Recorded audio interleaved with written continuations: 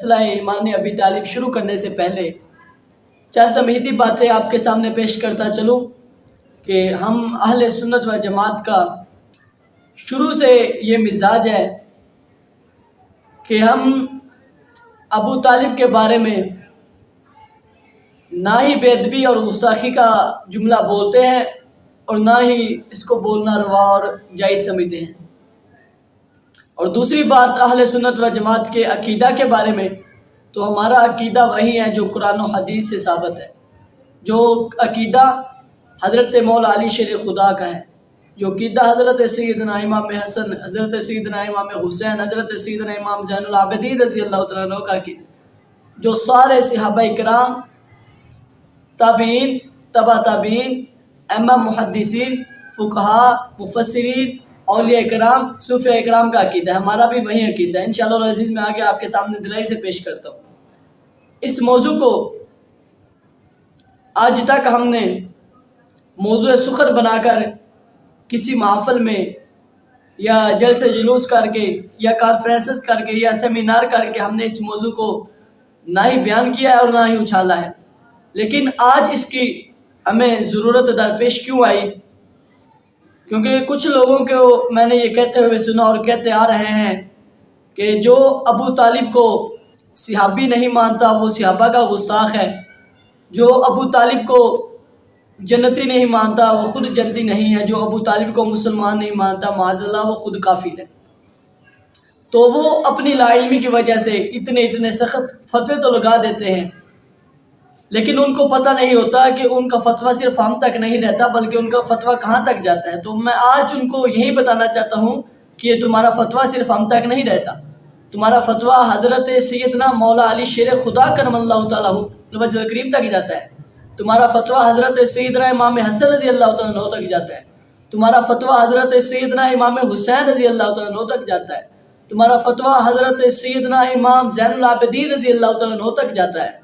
تمہارا یہ فتویٰ امام جعفر صادق رضی اللہ تعالیٰ عنہ تک جاتا ہے، تمہارا یہ فتویٰ حضرت سیدنا عبداللہ بن عباس رضی اللہ تعالیٰ عنہ تک جاتا ہے، تمہارا یہ فتویٰ حضرت امام اعظم ابو حنیفہ رضی اللہ تعالیٰ عنہ تک جاتا ہے، تمہارا یہ فتویٰ امام مالک، امام احمد بن حنبل تک جاتا ہے، حضرت سیدنا غوث اعظم رضی اللہ تعالیٰ عنہ تک جاتا ہے، حضرت سیدی داتا علی جوہری رحمۃ اللہ علیہ تک جاتا ہے، حضرت پیر سید مہر علی شاہ رحمۃ اللہ علیہ تک جاتا ہے، حضرت سیدی امام محمد رضا سنی حنفی رحمۃ اللہ علیہ تک جاتا ہے۔ تو میں آج آپ کے سامنے انشاءاللہ العزیز آگے دلائل سے پیش کرتا ہوں۔ تو میں قرآن مجید فرقان حمید کی آیت مبارک سے اس موضوع کو شروع کرتا ہوں۔ بسم اللہ الرحمن الرحیم۔ اللہ کریم نے قرآن مجید میں ارشاد فرمایا اِنَّكَ لَا تَهْدِي مَنْ أَحْبَبْتَ وَلَكِنَّ اللَّهَ يَهْدِي مَن يَشَاءُ، سورۃ القصص آیت نمبر 56۔ اللہ رب العالمین نے ارشاد فرمایا کہ بے شک یہ نہیں کہ تم جسے اپنی طرف سے چاہو ہدایت کرو، ہاں اللہ ہدایت فرماتا ہے جسے چاہے۔ اس آیت کی تفسیر میں مفسرین کرام نے کیا لکھا ہے میں آپ کے سامنے پیش کرتا ہوں۔ یہ میرے پاس شرح مسلم شریف کی جلد نمبر 1 صفحہ نمبر 41 امام نووی رحمۃ اللہ علیہ لکھتے ہیں فقد اجمع المفسرون علی انہا نزلت فی ابی طالب۔ امام نووی رحمۃ اللہ علیہ مسلم شریف کی شرح میں لکھتے ہیں کہ اس بات پر مفسرین کا اتفاق اور اجماع ہے کہ یہ آیت نبی پاک علیہ الصلوۃ والسلام کے چچا ابو طالب کے بارے میں نازل ہوئی۔ اسی طرح تفسیر در منصور کی جلد نمبر 5 صفحہ نمبر 386 پر امام جلال الدین سیوطی رحمۃ اللہ علیہ اس آیت مبارک کے تحت لکھتے ہیں کہ یہ آیت نبی پاک علیہ الصلوۃ والسلام کے چچا ابو طالب کے بارے میں نازل ہوئی۔ اسی طرح تفسیر خازن جلد نمبر 5 صفحہ نمبر 26 آپ بھی لکھتے ہیں کہ نازلت فی ابی طالب، یہ آیت ابو طالب کے بارے میں نازل ہوئی۔ اس طرح امام رازی رحمۃ اللہ علیہ نے اپنی مشہور تفسیر کبیر کی جلد نمبر 25 صفحہ نمبر 3 پر لکھا ہے کہ الا انہا نزلت فی ابی طالب، کہ یہ آیت ابو طالب کے بارے میں نازل ہوئی ہے۔ اسی طرح تفسیر قرطبی کی جلد نمبر 7 صفحہ نمبر 311 ہے، آپ بھی فرماتے ہیں کہ مسلمانوں کا اس بارے میں اجماع ہے کہ یہ آیت نبی پاک علیہ الصلوۃ والسلام کے چچا ابو طالب کے بارے میں نازل ہوئی ہے۔ اسی طرح یہ تفسیر مظہری کی جلد نمبر 7 صفحہ نمبر 257 ہے، آپ بھی لکھتے ہیں کہ یہ آیت ابو طالب اور ابو جہل کے بارے میں نازل ہوئی ہے۔ اسی طرح تفسیر روح البیان علامہ اسماعیل حقی رحمۃ اللہ علیہ کی جلد نمبر 6 صفحہ نمبر 415 پر اس آیت مبارک کے تحت لکھتے ہیں کہ یہ آیت نبی پاک علیہ الصلوۃ والسلام کے چچا ابو طالب کے بارے میں نازل ہوئی ہے۔ اسی طرح تفسیر ابن کثیر امام حافظ ابن کثیر رحمۃ اللہ علیہ کی جلد نمبر 4 صفحہ نمبر 133 پر لکھتے ہیں کہ یہ آیت نبی پاک علیہ الصلوۃ والسلام کے چچا ابو طالب کے بارے میں نازل ہوئی ہے۔ اسی طرح تفسیر مدارک کی جلد نمبر 2 صفحہ نمبر 449 پر لکھا ہے الا انہا نزلت فی ابی طالب کہ یہ آیت نبی پاک علیہ الصلوۃ والسلام کے چچا ابو طالب کے بارے میں نازل ہوئی ہے۔ اسی طرح ذات المسیر امام ابن جوزی رحمۃ اللہ علیہ کی آپ صفحہ نمبر 231 پر لکھتے ہیں کہ یہ آیت نبی پاک علیہ الصلوۃ والسلام کے چچا ابو طالب کے بارے میں نازل ہوئی ہے۔ اسی طرح یہ تفسیر صراط الجنان جلد نمبر 7 صفحہ نمبر 300 پر لکھتے ہیں مفسرین کا اس بات پر اجماع ہے کہ یہ آیت نبی پاک علیہ الصلوۃ والسلام کے چچا ابو طالب کے بارے میں نازل ہوئی۔ اسی طرح شرح المطالب فی مبعث ابی طالب اعلیٰ حضرت رحمۃ اللہ علیہ اس آیت کے تحت لکھتے ہیں کہ مفسرین کا اس بات پر اجماع ہے کہ یہ آیت نبی پاک علیہ الصلوۃ والسلام کے چچا ابو طالب کے بارے میں نازل ہوئی۔ یہ تمام اہل سنت و جماعت کی اتنی تفسیرات سے میں نے یہ ثابت کیا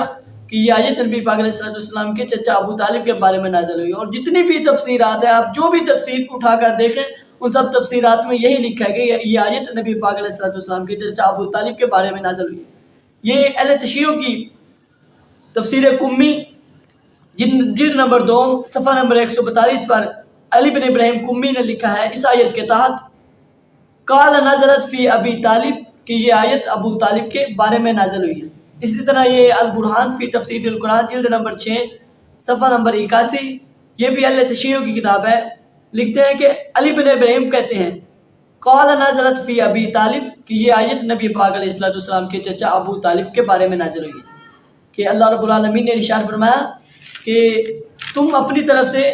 چاہو تو کسی کو ہدایت نہیں کر سکتے، ہاں اللہ تعالیٰ جس سے چاہتا ہے ہدایت عطا فرماتا ہے۔ تمام مفسرین کرام نے لکھا ہے کہ یہ آیت نبی پاک علیہ الصلوۃ والسلام کے چچا ابو طالب کے بارے میں نازل ہوئی۔ دوسری جگہ اللہ رب العالمین نے ارشاد فرمایا، یہ سورۃ توبہ کی آیت نمبر 113، اللہ رب العالمین نے ارشاد فرمایا ما کان للنبی والذین آمنوا ان یستغفروا للمشرکین ولو كانوا اولی قربى من بعد ما تبین لهم انہم اصحاب الجحیم۔ اللہ کریم نے ارشاد فرمایا کہ نبی اور ایمان والوں کو لائق نہیں کہ مشرکوں کی بخشش چاہیں اگرچہ وہ رشتہ دار ہوں جب انہیں کھل چکا ہے کہ وہ دوزخی ہیں۔ اس آیت کی تفسیر میں امام بخاری رحمۃ اللہ علیہ نے اپنی بخاری شریف میں ایک واقعہ نقل کیا ہے، حدیث کا نمبر ہے 4772۔ سعید بن مسیب عن ابیہ قال لما حضرت ابا طالب الوفاء جاءه رسول اللہ صلی اللہ علیہ وسلم فوجد عنده ابا جہل وعبد اللہ بن ابی امیہ بن المغیرہ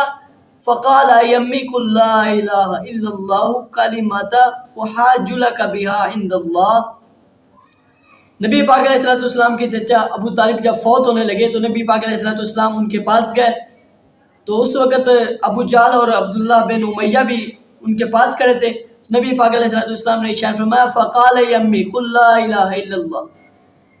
کلمۃ احاج لک بها عند اللہ۔ نبی پاک علیہ الصلوۃ والسلام نے ارشاد فرمایا کہ چچا جان ایک بار لا الہ الا اللہ کہہ دو تاکہ میں رب تعالیٰ کی بارگاہ میں آپ کی بخشش اور شفاعت کا سوال کر سکوں۔ فقال ابو جہل و عبد اللہ بن ابی امیہ اترغب ام ملت عبد المطلب۔ اس وقت عبداللہ بن ابی امیہ اور ابو جہل نے کہا کہ ابو طالب کیا اپنے باوجداد کی ملت سے پھر جاؤ گے؟ فلم یزل رسول اللہ صلی اللہ علیہ وسلم یعرض علیہ ویعیدانہ بتلک المقالہ۔ نبی پاک علیہ السلام بار بار اپنی بات دہراتے رہے کہ چچا جان کلمہ پڑھ لو، اور عبداللہ بن ابی امیہ اور ابو جہل اپنی بات کو دہراتے رہے کہ کیا ابو طالب اپنے باوجداد کی ملت سے پھر جاؤ گے؟ تو حتی قال ابو طالب آخر ما کلمہم علی ملت عبد المطلب۔ ابو طالب نے آخری بار کہا کہ میں اپنے باوجداد کی ملت سے نہیں پھر سکتا، وابا ان یقول لا الہ الا اللہ،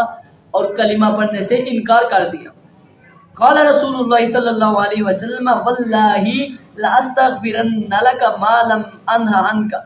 جب ابو طالب نے کلمہ پڑھنے سے انکار کیا تو نبی پاک علیہ السلام نے ارشاد فرمایا کہ چچا جان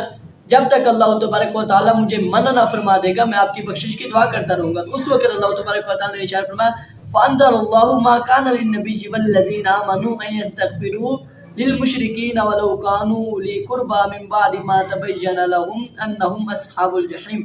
اس وقت اللہ تبارک و تعالیٰ نے ارشاد فرمایا کہ نبی اور ایمان والوں کو یہ لائق نہیں کہ وہ مشرکوں کی بخشش کی دعا چاہیں اگرچہ وہ رشتہ دار ہوں جب انہیں کھل چکا ہے کہ وہ دوزخی ہیں. آگے امام بخاری اس آیت کو لیتے ہیں وَأَنزَلَ اللَّهُ فِي أَبِي طالب. امام بخاری رحمۃ اللہ علیہ فرماتے ہیں کہ یہ آیت نبی پاک علیہ السلام کے چچا ابو طالب کے بارے میں اس وقت نازل ہوئی.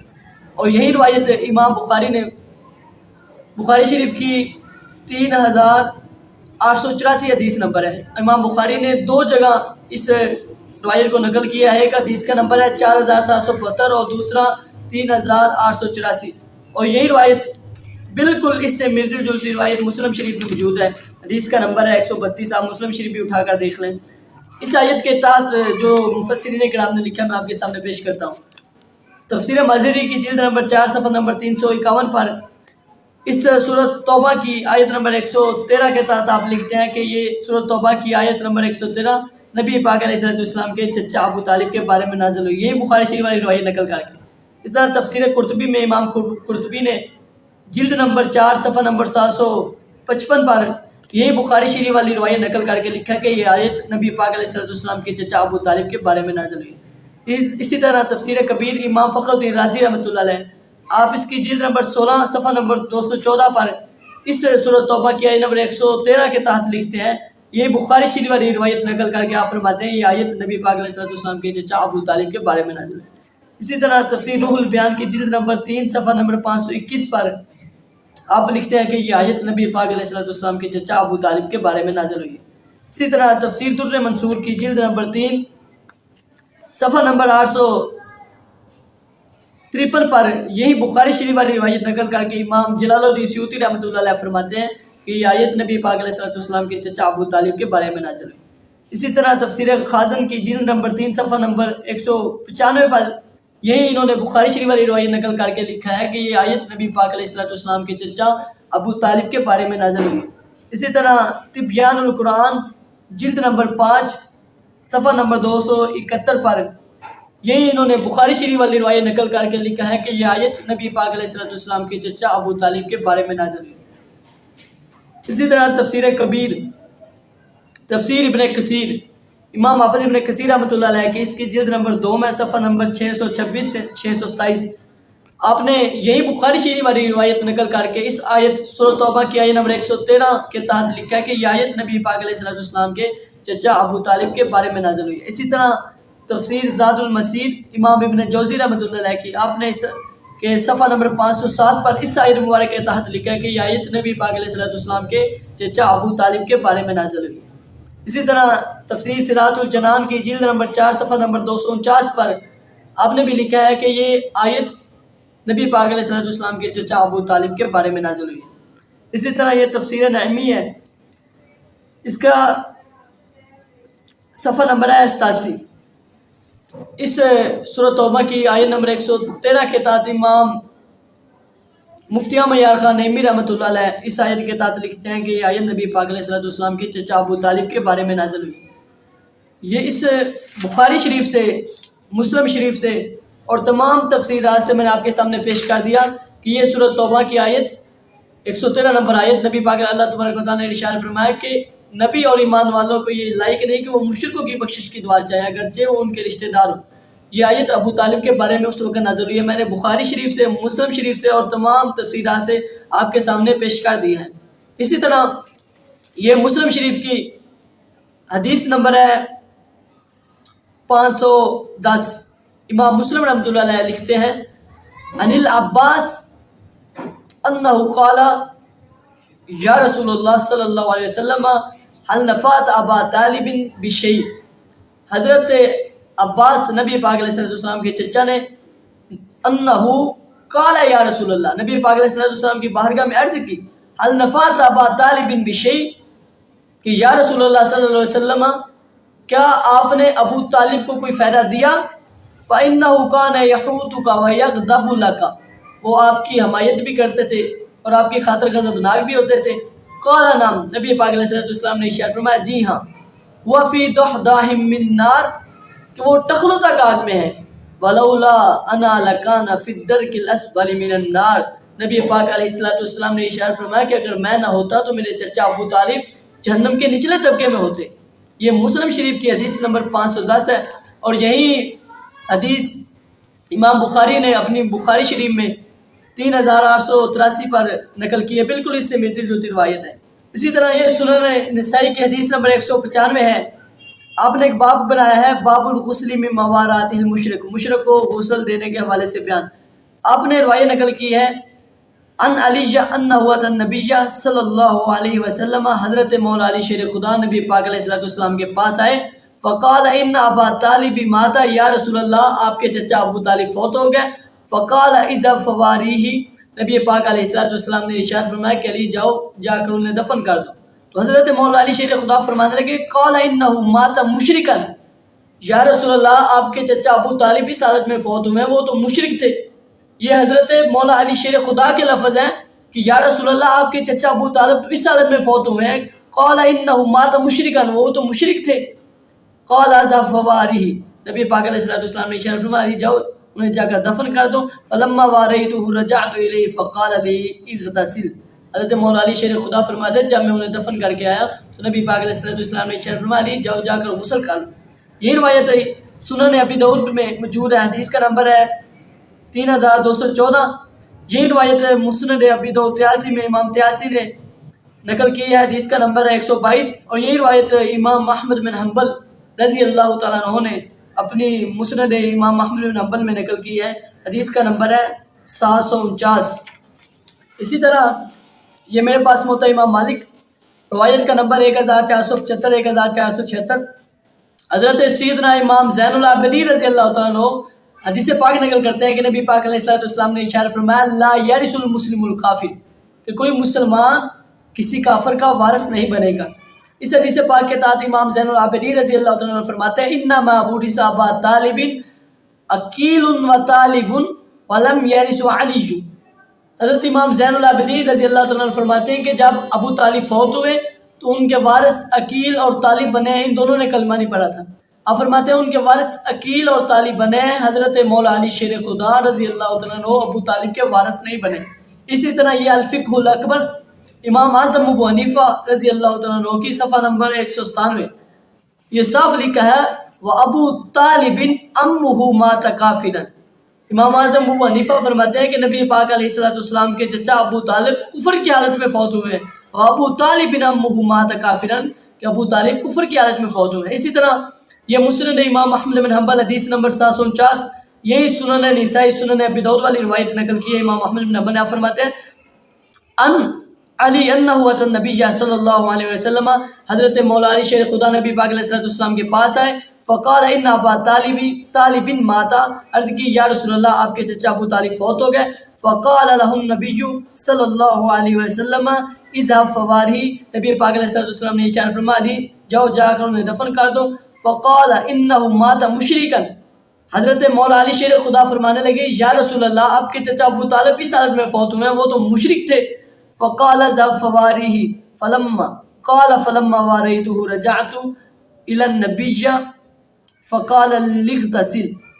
حضرت مولا علی شیر خدا فرماتے ہیں کہ مجھے نبی پاک علیہ السلام نے اشارہ فرمایا علی جاؤ انہیں جا کر دفن کر دو۔ آپ فرماتے ہیں جب میں انہیں دفن کر کے آیا تو نبی پاک علیہ السلام نے اشارہ فرمایا کہ علی جاؤ جا کر غسل کر لو۔ اور اسی طرح یہ الاصابہ فی تمییز الصحابہ کی جلد نمبر 7 صفحہ نمبر 199 پر امام ابن حجر اسقلانی رحمۃ اللہ علیہ نے یہی بخاری شریف والی روایت نقل کر کے اپنا عقیدہ واضح کر دیا کہ ابو طالب کلمہ پڑھ کر مسلمان ہوئے۔ اسی طرح یہ غوث اعظم رضی اللہ عنہ کی تفسیر جیلانی ہے، جلد نمبر 3 صفحہ نمبر 457، حضرت سیدنا غوث اعظم رضی اللہ تعالیٰ عنہ نے یہی بخاری شریف والی روایت نقل کر کے اپنا عقیدہ واضح کر دیا کہ ابو طالب کلمہ پڑھ کر مسلمان ہوئے۔ اس طرح یہ غوث اعظم رضی اللہ عنہ کی کتاب ہے الغنیہ للطالبین، جلد نمبر 2 صفحہ نمبر 49 پر آپ رضی اللہ تعالیٰ عنہ نے لکھا ہے اس آیت مبارک کے تحت انک لا تہدی من احببت ولکن اللہ یہدی من یشاء، آپ اس آیت مبارک کے تحت لکھتے ہیں ہدایت امی ابی طالب فابا یہدیہ وحدا وحشیا قاتل حمزہ، حضرت سیدنا غوث اعظم رضی اللہ عنہ فرماتے ہیں کہ نبی پاک علیہ السلام نے اپنے چچا ابو طالب کی ہدایت کا سوال کیا، اللہ تبارک و تعالیٰ نے ابو طالب کو ہدایت دینے سے انکار کر دیا اور حضرت حمزہ رضی اللہ عنہ کے قاتل حضرت وحشی کو ہدایت دے دی۔ اس سے حضرت سیدنا غوث اعظم رضی اللہ عنہ کا عقیدہ واضح ہو گیا۔ حضرت غوث اعظم بھی فرماتے ہیں کہ ابو طالب کلمہ پڑھ کر مسلمان ہوئے۔ اسی طرح یہ کشف المحجوب صفحہ نمبر 390 حضرت علی جوری رحمۃ اللہ علیہ فرماتے ہیں کسرا بخدائے رسانت مستدل از ابو طالب عاقل تر نباشد و دلیل از مصطفیٰ صلی اللہ علیہ وسلم بزرگ ترنا چو جریان حکم ابو طالب بر شقاوت بود دلالت محمد صلی اللہ علیہ وسلم ویرا سو نداشت۔ حضرت علی جوری فرماتے ہیں یاد رکھو مخلوق میں کسی کو طاقت نہیں کہ اللہ تبارک و تعالیٰ تک رسائی ہم پہنچا سکے۔ اصطلاح پر تکیہ دینے والے ابو طالب سے زیادہ فہم نہیں ہو سکتے اور پیغمبر سے بڑھ کر کوئی رہنما نہیں ہو سکتا، مگر چونکہ ابو طالب کی شقاوت کہتے ہیں بدبختی کو، بدقسمتی کو۔ آپ حضرت علی جری رحمۃ اللہ علیہ فرماتے ہیں کیونکہ ابو طالب کی شقاوت کا حکم لگ چکا تھا، وہ نبی پاک علیہ السلام کی رہنمائی سے مستفید نہ ہو سکے، یعنی کلمہ پڑھ کر مسلمان ہوئے۔ اس سے علی جری رحمۃ اللہ علیہ کا عقیدہ بھی واضح ہوگا۔ اسی طرح یہ فوائد الفوائد ہے حضرت خواجہ نظام الدین اولیاء رحمۃ اللہ علیہ کی، اس کا صفحہ نمبر 135 سے آپ فرماتے ہیں عظیم جا عقائد ابو طالب در افطار و فرمود کے حجور انجوشد مصطفیٰ صلی اللہ علیہ وسلم نزدیک عرفت کہ جب ابو طالب بیمار ہوئے نبی پاک علیہ السلام ان کے پاس گئے وگفت تو یک بار با وحدانیت کے اقرار کو نبی پاک علیہ السلام نے اشارہ فرمایا کہ چچا جان ایک بار تو وحدانیت خداوندی کا اقرار کر، خواب زبان و خواب صدق دل، چاہے زبان سے چاہے صدق دل سے، تامن بخدا حجت گویم کے الہی او ایمان ابردا، تاکہ میں رب تعالیٰ کی بارگاہ میں حجت قائم کر سکوں یا رسول یا اللہ میرے چچا ابو طالب ایمان لے آئے تھے، ہر چند کے رسول اللہ صلی اللہ علیہ وسلم ایمانہ وگفت ہیچ اثر نہ کر۔ نبی پاک علیہ السلام بار بار کہتے رہے کہ چچا جان کلمہ پڑھ لو، ابو طالب کو کوئی اثر نہیں ہوا، وہ کفر کی حالت میں فوت ہو گئے۔ بھئی نبی پاک علیہ السلام نے بار بار کہا کہ چچا جان کلمہ پڑھ لو، لیکن ابو طالب نے انکار کر دیا، کچھ اثر نہ ہوا اور کفر کی حالت میں فوت ہو گئی۔ اور اس طرح یہ نافع السالکین حضرت خواجہ سلیمان تونسوی کی، اس کا صفحہ نمبر 151 ہے، آپ لکھتے ہیں رسول خدا صلی اللہ علیہ وسلم بسیار سا نمود کے ام من ابو طالب ایمان نرگوشی من بگو کے تو پیغمبر حق است۔ بار بار نبی پاک نے کوشش کی کہ ابو طالب ایمان لے آئے، لیکن ابو طالب ایمان نہیں لائے۔ نبی پاک علیہ السلام نے اشارہ فرمایا کہ چچا جان ایک بار میرے کان میں کہہ دو کہ تو پیغمبر حق ہے تاکہ میں قیامت کے دن تمہاری شفاعت کر سکوں۔ ابو طالب نے کلمہ پڑھنے سے انکار کر دیا۔ اسی طرح یہ تحقیق الحق فی کلمۃ الحق حضرت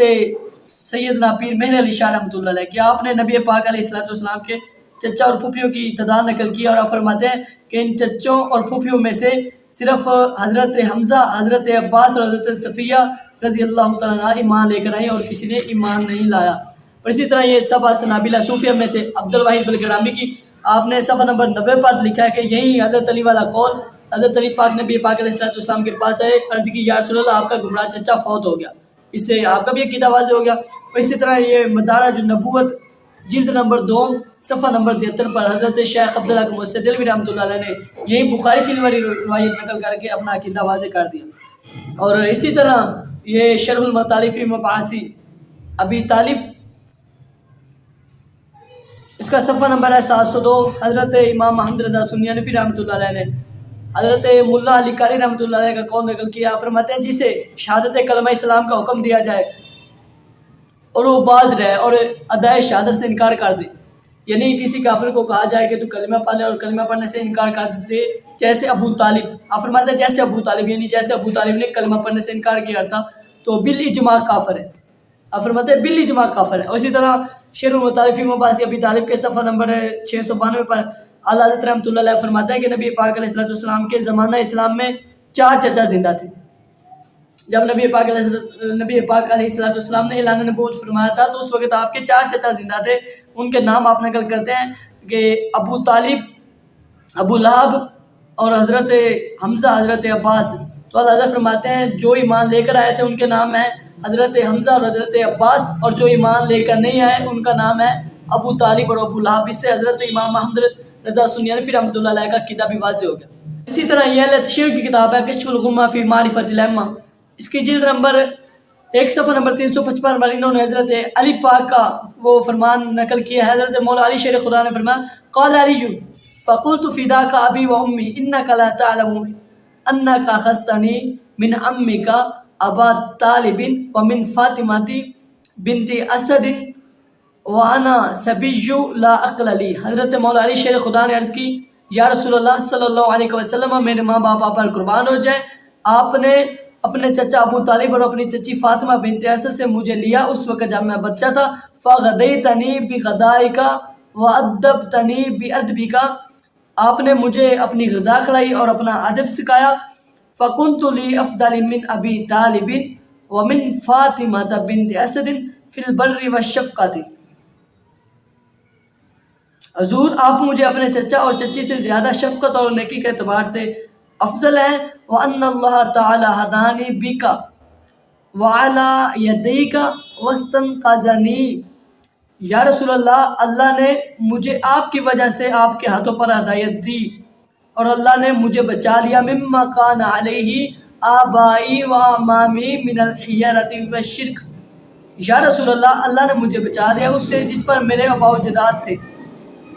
جس پر میرے باء و جداد اور میرے چچا تھے گمراہ اور شرک سے. حضرت علی پاک فرماتے ہیں یا رسول اللہ، اللہ تبارک و تعالیٰ نے آپ کی وجہ سے مجھے بچا لیا جس پر میرے آبا و جداد اور میرے چچا تھے گمراہ اور شرک کے راستے پر. اسی طرح یہ شیعوں کی دوسری کتاب ہے الاعمال التوسی، اس کی روایت کا نمبر ہے 11074. حضرت امام حسن مجتبی رضی اللہ تعالیٰ فرماتے ہیں فَأَمَّا الْقَرَابَةُ فقط نفعت المشرک، کہ نبی پاک علیہ السلام کی قرابت تو مشرک کو بھی فائدہ دیتی ہے. وہی واللہ للمؤمن انفع، اور اللہ کی قسم وہ مومن کے لیے تو زیادہ فائدہ مند ہوتی ہے. قال رسول اللہ صلی اللہ علیہ وسلم لعمہ ابی طالب وهو فی الموت، جب ابو طالب موت کی حالت میں تھے تو نبی پاک علیہ السلام نے ارشاد فرمایا قل لا الہ الا اللہ اشفع لک بها یوم القیامہ، کہ چچا لا الہ الا اللہ کہہ دو میں قیامت کے دن تمہاری شفاعت کروں. یہ حضرت امام حسن رضی اللہ تعالیٰ عنہ فرماتے ہیں. اور اسی طرح الاصول من الکافی امام جعفر صادق رضی اللہ تعالیٰ عنہ فرماتے ہیں قال ان مثل ابی طالب مثل اصحاب الکافی واسر الایمان واظہر الشرک. حضرت امام جعفر صادق فرماتے ہیں کہ ابو طالب کی مثال ایسی اصحاب کاف کی طرح ہے، انہوں نے ایمان کو چھپایا اور شرک کو ظاہر کیا.